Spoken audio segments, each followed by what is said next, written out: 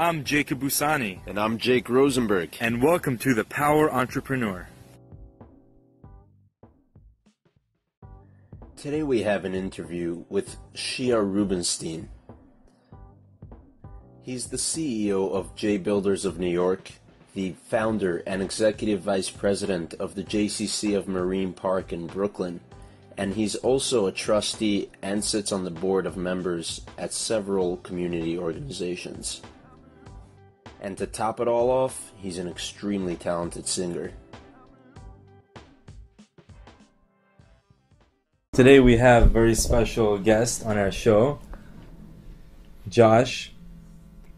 So let's hear a little bit about, how you grew up and, what started you off. So thank you for inviting me to the program. It's great to be with you. I'm very inspired to see all the work you're doing for the entrepreneurship and business communities. It was great seeing you at the one of the trade shows the other week as well. So I definitely think that what you're doing is a great added value to the community. In terms of myself, I'm in the construction and real estate space, and I also run a nonprofit known as the JCC of Marine Park, which originally started in Marine Park, but now is a citywide organization, helping folks, with social services, food pantry, parnasa, jobs programs, youth programs, and the list goes on. So let's even go further than that. Why don't you tell us how you grew up? Like, when was that age where you had that vision where I wanna make it in life? That's a good question. I don't think anyone has that aha moment and they're aware of it. I think something, usually leads you to, I think it's probably a personality trait more than anything else that some people want to have a 9-to-5, other people want to succeed. But for me, I think it was gradual, in the sense that I came out of yeshiva. I needed a job, and my personality didn't mesh well with just working for somebody for a few $100s a week in a 9-to-5. I wanted to be entrepreneurial, not take the safe route. I started out by purchasing a very small gift company that did personalized gifts. And it was servicing about 100 photo shops at the time, doing pictures on T-shirts and mugs and caps. But I eventually, in 2004, I saw everyone was making money in real estate. I decided I wanted to do the same. And with zero experience, I really just jumped into it by purchasing my first house, putting down a very small 10% down payment. And I hired a contractor to do the work. And I would be every day at the job site just watching the work being done until I learned how to do the construction myself. And the rest is history. So being a contractor, what do you feel like? What are some struggles that you have, some challenges that you see other contractors or yourself having on a day-to-day business, and what kind of advice would you give them on that? So that's a very good question. I see a lot of people, especially entrepreneurs. I find there are two different people. There are people that open a business because they are entrepreneurs, and there are people that just don't have any education and feel that they won't succeed in getting a job, and that's why they have no choice but to open their own company. And not everyone is made to be a boss of a company. They can't raise money, or they can't run a team, or they can't manage cash flow. So I think it's important for one to know themselves, to be true to themselves, who they are. They can be fantastic software developers. That doesn't make them an entrepreneur. They can have a great, 9-to-5, and they can do well and maybe team up with an entrepreneur and have ownership that way. In my case, when I started construction, I knew nothing, so I kind of learned on the job, and I always try to encourage people that if you want to go into an industry, it's so much more preferable to choose the industry you want to go into, get any type of job, and kind of learn everything there is about that industry through a good company, and that will give you the know-how, the contacts, the understanding, so depending again on which industry, that's what I push people to do. But in my case, I kind of learned on the job, made mistakes like everybody else, and hopefully, like I tell my employees, as long as you don't make the same mistake twice, then you learn from your mistake.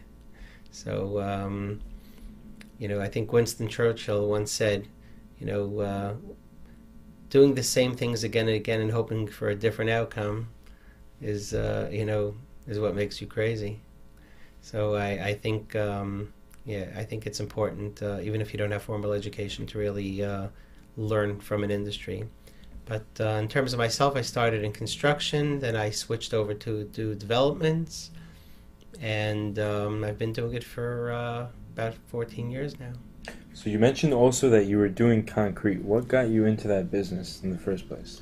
I mean, I know that there's a lot of money, but where did you get that passion to get involved? So it was a natural added value. I felt that it was an ancillary product to what I was doing already. Because when I was doing developments, if I'm putting up, 5, 7, 8 buildings, then I can be one of my biggest customers. So I figured that if I had the office in place and I can guarantee myself, let's say, $1 million worth of business, then by being my own customer, that would kind of set me in the direction that I know that I wouldn't fail. That would be kind of my, my backup plan. But I did hire a salesperson. I hired an engineer to run the company, and I did foundations, shoring, underpinning, and I ran a pretty big company for several years until the markets changed and I couldn't be as competitive as the little father and son operations. So I decided to stop doing it at some point. Were there any other companies that you grew along the development and construction route? Yeah, so there was one other company. I became an exclusive distributor for a stone manufacturer in Dallas, Texas. Okay. And the company was called Stone Legends. And I had an exclusive distribution with them, and it would be architectural stone. And it was another item that complemented, and again, everything we worked out of the same office. I did pretty well with it, but there were some other issues with the company and their product that at some point I decided to not continue with it. So we know that you're also a singer. Like, you want to tell us a little bit how you got involved, how you got into it? Yes, I don't want to sound like a jack of all trades, but I've been singing and, starting in children's choirs when I was a kid, and I got my first job offer at the age of 17 in a little town called Bradley Beach, New Jersey, for $1,000 to be a cantor for the holidays, for the high holidays. And $1,000 was a lot of money when I was 17. I don't know if I was even able to count that far. And I started out being a cantor there, and I went over to, I kept on doing it, and I still do it today. I put out my first album in 2008, and I'm about to release another 2 albums now. So it's definitely a hobby, a passion, and it's brought me to some very, very interesting places to sing. I've met a lot of very interesting people because of the singing. So I would definitely classify it more as a hobby and passion than a job. But it's definitely something that's really part of who I am. So we also know that you started the JCC in Marine Park. You want to tell us how you got involved? What made you this vision to start this nonprofit? So I think originally I didn't come from although my father was a rabbi, I didn't come from a nonprofit community giving back perspective. But in 2008, when I moved to the Marine Park community, there had been close to 1,000 young families who had moved to the community because they wanted to achieve the dream of American home ownership. And they couldn't afford another community, so they naturally came to Marine Park. Looking around, I felt that there was no sense of collective empowerment as one voice speaking for the community. And that's when a few friends and I decided to form an organization called the JCC of Marine Park. And we chose the JCC because it's a worldly recognized name. As soon as you say JCC, everybody knows what it is, and it really represents community or community center or community council. So that's how the organization started, and I think as we opened it and saw different needs, we started a food pantry, and we started jobs programs and youth programs, and that's how I eventually just worked within the frame given to me, and we just evolved as an organization to now offering 15 programs and 40 events to not only Marine Park and Mill Basin, but many of our programs are citywide. And for instance, in our free computer courses, we helped close to 5,000 people this year alone, just in that one line item. So I'm very happy with the results. And it's also, it's amazing to see how when you want to help a lot of people, once you have the infrastructure set up, the scalability is not always that much of a difference. So if you put a program together and you want to help 100 people or 1,000 people, sometimes it's almost no difference in cost. So that's what we're in the process of doing, taking all our projects and trying to either give it to other nonprofits to also do, or to scale what we do to help as many people and have a big impact as much as possible. What are some of the other programs and events that you have?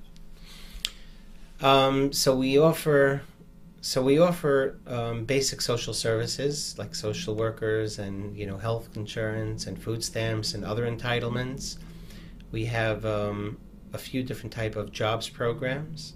So whether it be the computer courses or whether it be public speaking, resume writing, helping people find jobs, doing mock interviews. We have one of Brooklyn's, if not Brooklyn's, largest youth programs, where over 25% of the children are on scholarship, whether they're doing swimming or art, gymnastics, dance, flag football, basketball. So we offer many different programs to try to create self-confidence and give the children an outlet. And like I mentioned, we have about 25% of those children that are on scholarship. We have the food pantry. We have a beautiful monthly magazine called the Jewish Echo that gets mailed to about 10,000 homes every month. Yeah, and the list goes on. We have a lot of different projects. I don't want to bore your listeners with a whole list. Well, you're definitely not boring our listeners. Let's just jump back to real estate. So your first real estate investment, so to speak, and coming forth, what would be some solid advice that you would give someone who's looking to either start a fix and flip or a fix and hold, or just buying real estate in general? So I think that's a very good question. So I think what was different when I started is that the risk and reward factor was a little bit different. So for instance, I came to Marine Park. The average house at the time was selling for $350. So my barrier to entry was only 10%, 30% down. I mean 30,000 down. So I put down $30,000. Now the question is, you have to ask yourself the risk and reward factor. I'm going to risk $30,000 to put down to the property. I'm going to fix it by putting in, let's say, $100,000. Now, first of all, do I have any comps to show me that this area can withstand? If I were to fix this house for $100,000, I paid $350, I put in $100, so I'm at $450, plus some other miscellaneous costs. So I'm at $475. Now, is there any other neighborhood house that I can see that would show me that I can get $550 or $650 for this house? And you have to ask yourself the question, how much is it going to cost me to borrow the money to put down? Or how much is it going to cost me to borrow the money to fix it over? In my case, for instance, I bought my first house for $350. I only put down $30,000, and then I was able to get a home equity line to do the entire construction. So I did the entire renovation, and my entire exposure was only $30,000 plus closing costs, but my upside was $100,000 profit. So if I were to come to you and I tell you invest $100,000 and you may make $10,000, it's probably not worth the risk. But if I tell you that you can invest $50,000 or $100,000 and your return could be 100,000, and in the worst case scenario, it can be 50, or you can make nothing, but you won't lose. So I think it's very important for anyone that wants to go into the real estate business, or for that matter, any other industry, to really evaluate the risk and reward factor. Number two, I think you want to kind of line up you don't want to just do it on a wing. You want to put everything down on a piece of paper. You want to set up a spreadsheet. You want to think through all the costs. You want to think through the steps of the process. So you're like, I'm going to buy the house. I'm going to fix it. I'm going to put in a contingency if things cost more money. I'm going to make sure to add in all the costs, whether it's buying costs, closing costs, title insurance, selling costs, taxes, paying a broker. So don't fool yourself. Remember, the end number has to be all-inclusive. You can't just say, oh, I'm going to buy it for 200 grand and I'm selling it for 3. So be true to yourself what all the real numbers are. Be true to the risk and reward factor to make sure that it makes sense. Don't do something yourself that you know nothing about. The one mistake I tried doing is many years ago raising money for companies going public. And I know about the marketplace like I know about heart surgery. I just don't know it. So I didn't know much about the market, and I was just repeating a story after a story. So in the one instance that I lost money, I felt that I was the person that, I was at fault. I should not have taken money from people for a product that I don't know. So I think if you want to go into a business or into a real estate deal, either you should know what you're doing or attach somebody with you that knows what he's doing, even if you're going to make less money the first time around.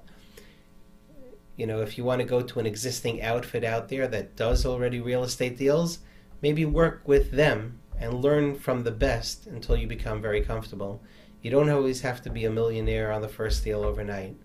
I think if it's steady and you care, you'll get there. That's my So when you're raising money for people, would you also, like, on your real estate deals, would you take money from other people, like crowdfund it and go on deals?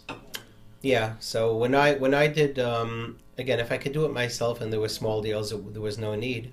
But when I transitioned from doing small homes to building condo projects, where the numbers were significant, where instead of buying a house for $350,000, you're actually buying a piece of land for $1.5 million, plus you're putting in another $2 million into it, so now it's $3.5 million.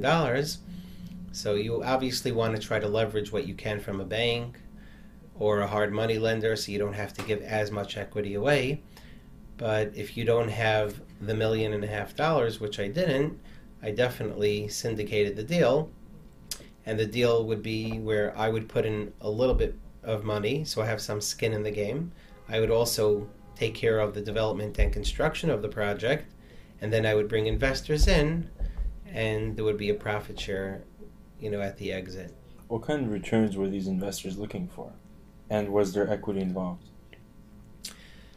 So the amount of equity that investors want, it depends on the marketplace. Right now the market happens to be very good. So you have two different types of investors. Some people want less risk and steady, and they're looking for 8 and 10% returns. And then the more high-risk investors that are more bullish are looking for anywhere between 15 and 18 or 15 and 20% a year return on their money. So in my condo projects, I offered an average of 35% return, but over 2 years, so it averaged out to about 18% a year. And was there equity involved as well? So again, when they put in money and I put in money and the work, that's what creates the equity. And when we sell the property, whatever profit share, let's say we did a 50-50 split, or 70-30, where the investors get 70% and the builder gets 30. So once we exited, that's how we divided the equity. What are some challenges that you've gone through while doing that you would give advice for people who want to do this going forward? So when it comes to real estate, I think number one, you should know that everything will cost you more than you expect. Second of all, so if you think that your construction costs will be $100,000 or $1 million, just make sure to put in a contingency and know that it's going to cost you another 10 or 15% more. make sure that you're well capitalized, because if you borrow to the penny or raise to the penny and then you need more money and you have no backup plan, you're either going to be diluting yourself or your investors by getting that emergency money, or people will smell blood, and when they see you're desperate, they'll take advantage. Or in the worst case, the bank will feast off you and take it away. So be prepared. Like I said before, have a great spreadsheet with all your numbers. Be overcapitalized. Have a backup plan if you do need more money. And, and a lot of praying. So regarding regarding leadership, how what qualities make a leader differ from the average Joe Schmo that runs a business, or the average leader? That's a very good question. I think that leadership qualities, I think most people who are leaders were born with some degree of leadership. So either you got it or you don't. And I think that everyone can learn, whether it's leadership, skills, public speaking, you can definitely acquire them. But some people are just natural. But when I find leaders, I find the people that are forceful and passionate and, they're not monotone.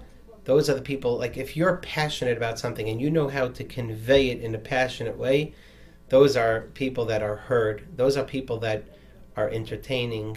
So regardless of the field they're in, they can be, a comedian. If they're going to be like, good morning, how are you? Or if they're going to be passionate and they're going to speak, in a way that really gets the attention of people. I find that's really the biggest leadership quality. So I think being passionate and not monotone, so truly passionate inside and not monotone, meaning the way you convey it, I think that's number one. And number two, I always, because I have the marketing background and I do sales for so many years, I always tell people it's not what you say, but it's how you say it.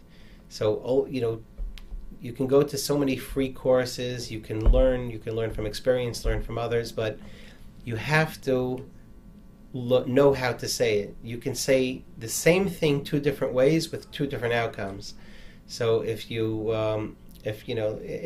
almost like a used car salesman, if you watch how they speak versus how, somebody in a grocery store selling you a bottle of milk speaks, there is such a difference in how they convey that message. People call you all the time and try to sell you stuff over the phone. If you pay attention to the way they speak, for instance, if you're trying to get a meeting with somebody, you could say, I sell this and this, and I have great pricing, and we have great customer service. When can I meet you? And the natural reaction is the person will say, okay, let's be in touch. I'm not sure, maybe next week sometime. And you hang up, and you pretty much wasted your time because you didn't close any date, you didn't close a deal, you have nowhere to move forward with this conversation. Now, how about if we're having a conversation and here's option B? Mr. So-and-so, I sell sunglasses and I'd like to show it to you. Would tomorrow at 2 o'clock be a good time for you, or is Wednesday at 4 better for you? Now he has to give you an option of one of two, because you said, is tomorrow 2 o'clock better, or is Wednesday at 2 o'clock better? So you almost let him into giving you an answer, so there's a 90+% chance that he's going to give you one of these two dates. So by knowing what to say and how to say it, I think that would be the second leadership quality. Was there a leader that you looked up to? Like any public figure that you looked up to, or just like a regular leader? And what about their leadership were you attracted to? It's a good question. So the answer is nobody in particular that I look up to. I just happen to be fascinated by everyone instead of by individuals. So I like to read people a lot, and I could see what I like and don't like by seeing them speak in public or trying to sell me a product. And that's what kind of led me to try to perfect my game. I'm fascinated by public speakers, so I listen to a lot of them, and I bring a lot of them to speak in the community because of that. So I love hearing public speakers. But I always look up to, instead of an individual, I just always look up to people that make a difference. I always say there's two types of people. There are people that wake up, work, and die, and then there are people that wake up, change the world. So I love people that are innovative, that care about others, that want to make a difference, and those are the people that I look up to. They don't necessarily have to be a very famous person. They just have to be motivated and get things accomplished. Yeah, so that's my. But I look up to a lot of people, obviously, but just not one person in particular. Was there any books that you read that ever impacted you? I know you're not much into like reading the books, but have you ever? I wish I did, but I've never read a book in my life. Really? I think I read one book in my life. Rabbi Lau wrote a book how he survived the Holocaust. But I've never written. I love reading newspapers and magazines to know what's happening, interesting articles, so that I read a lot, about 13 newspapers a week. But what are some of these newspapers? I read mostly Jewish newspapers. I love the Ami, the Mishpacha, the Hamodia, the Zman magazine. So I just read it for like local news. I read The Economist. I find that to be very intriguing because it gives me a world perspective. When I'm in the car, I listen to CNN, Fox, and BBC, also to get well-rounded in terms of understanding what's happening out there locally as well as internationally.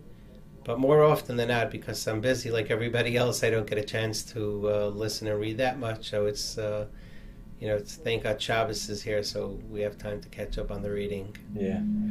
So aside from your construction, and aside from the nonprofit and the singing, are there any other pots that you dipped your hand into?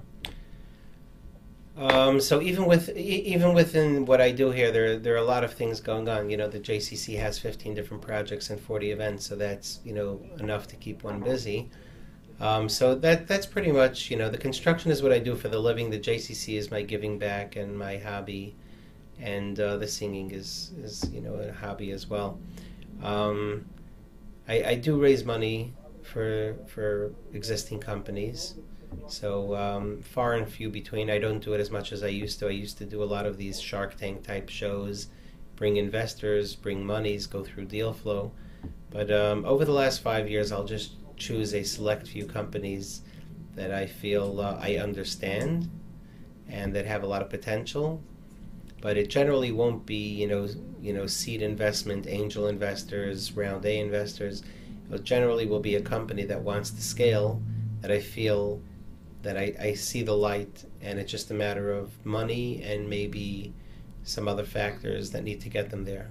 So let's say we have some of these companies, and if they would want to reach you, how well prepared and what goes into that preparation to, let's say, pitch the idea to you? So I think they have to really be able to answer any question. So it's true that people will spend money on a pitch deck and projections, and all that is nice and it's probably necessary. But I think ultimately, if you have that 1 or 2 pager, but more than anything else, you know how to answer the questions, because an investor has only one thing in mind. They want to know how their soldiers are coming home in the form of money. They don't care about you as much. They don't even care about your product as much. So they're going to, take yourself out of your shoes because you're passionate, you're working hard, you care, and put yourself in an investor's perspective. They want to know, what are you using this money for?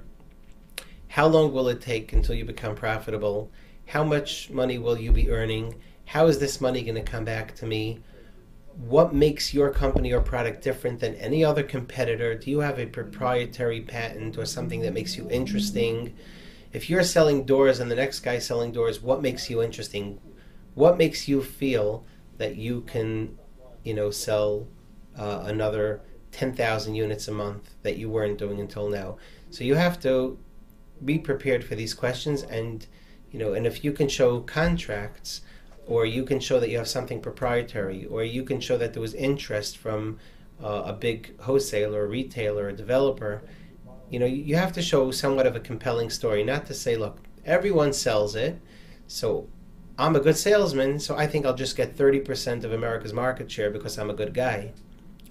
And you have two different type of products. You have a product that everyone sells and you're competing for market share. And then you have a new product that nobody heard of, but it's going to take you $5 million to educate the people. So you have to think about that too. You may say, you know what, I have the product that no one has, and it's unique and it's new to the industry, but then ask yourself, how much money will it take to educate people on this product? So I think that, I have a story of a fellow that I was talking to several years ago. He came to me that he came up with a brilliant idea. Where you purchase, Coppertone makes the sunscreen. You buy a bottle for about $10, and then you squish a little bit on your arm, you mush it around, and it's supposed to help you prevent rays of the sun, to beat on you and to burn you. So he thought of a brilliant idea. Why don't I make one in a small package in the shape of a wipe, like a small, like a fresh wipe, and it'll be an individual package that will sell for 99 cents instead of $10. You take it to the beach, use it the entire day because it's in a foil little packet, and then throw it away.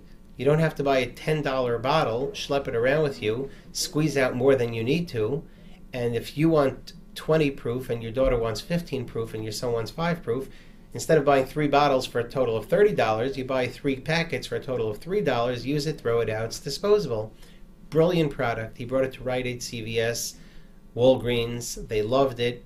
And he got about $2.5 million worth of orders in his first round. The problem is that when it landed in CVS, people would walk through the aisle and they wouldn't know what it was because it wasn't something familiar to them. He was the first one in the marketplace to think of it. So what happened? At the end of the summer, I would walk upstate New York into a CVS and see them all still sitting on the shelf at 50% off. So what he didn't realize is that he had the most amazing product, but he forgot to incorporate a $5 million education to educate America in People magazine and in other places what this product is. So you have to think about that also.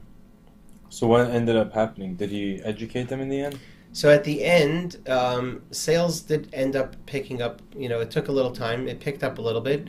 But what he ended up doing, because he didn't have the $5 million, he ended up selling his company to a publicly traded company that was already in the beauty supplies business. So they took over his distribution because they were selling, let's say, 1,000 products already to the CVSs and the pharmacies throughout the country. And they were a profitable brand. So they pretty much bought him out. So he made money on the deal, and they were able to tie it into their existing product line. And they had the $5 million to educate the community. So what does the average day look like for you? And how do you balance business and personal life? So the average day for me, I'm not an early riser. I get up at about 7:30. I know a lot of my friends get up at 5. I get up at 7:30 and I daven and learn, and I'm at work about 9 o'clock. And I keep a lot of long hours because of all the different things that I do. So I generally go to sleep at about 1:30, 2 in the morning. And of course I make sure to take off time to have dinner every night with the family and do homework with the kids and put them to bed. So those 2 hours are offline. But otherwise I'm pretty much trying to do my work. The success is really to try to delegate as much as possible, whether it's in the nonprofit work or in my business. So you want to try to be the CEO and involved as opposed to the secretary. So that's also a very big key factor if you want to scale your business. Most people that start a small business have a mentality that I have to do it myself or it won't get done. Micromanagement. Yeah, micromanagement.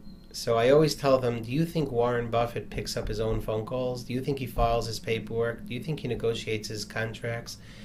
You have to start relying on other people, and then you can be successful.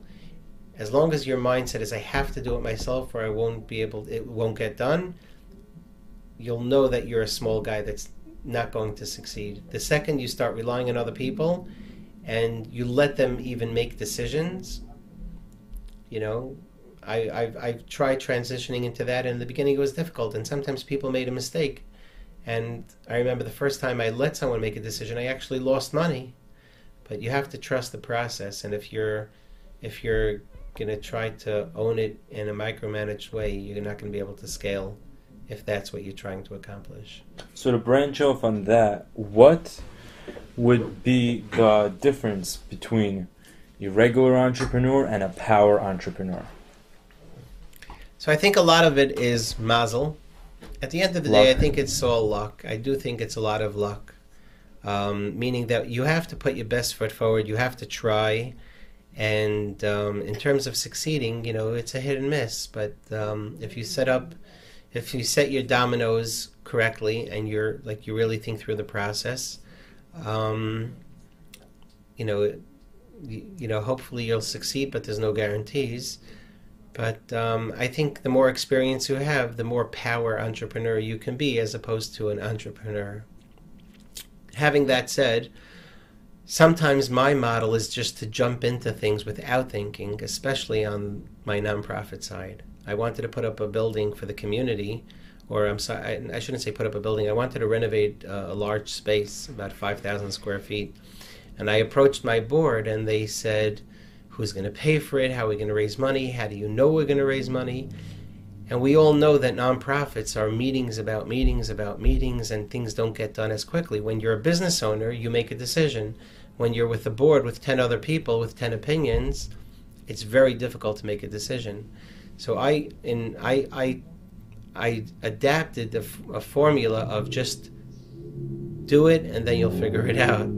So when I made a commitment to spend $500,000 to renovate a space and I didn't have $30, I jumped into it. Within 48 hours, I just signed a 30-year lease on a property, committed to $500,000 in renovation, and then had 6 months to raise the money and did it, because sometimes when you're under the gun and you have no choice, you do it. So I still think people should be thought through and planned out, but sometimes you just have to just jump into the water. And if you think too much and you say, oh, real estate's a little too high, and if you think too much, I think it can work against you as well. So to conclude, what would be the best way for anyone to reach you? So the best way to anyone to reach me is probably by email. I try to respond to just about every single email every day. And I can be reached at Josh R, Joshr, at jbuildersny.com. That's Josh R at jbuildersny.com. And if I can be helpful, in helping people with Outlook, real estate marketing, nonprofit, I'm more than happy to help. Thank you very much, Josh, for coming on board the Power Entrepreneur Show. My pleasure. Hey there, entrepreneur. Thank you for listening. Make sure to follow us online on Facebook, Instagram, Twitter, LinkedIn, and YouTube. Look for The Power Entrepreneur, or go to our website, thepowerentrepreneur.com, to stay up to date with what we're doing and our monthly events. We look forward to seeing you.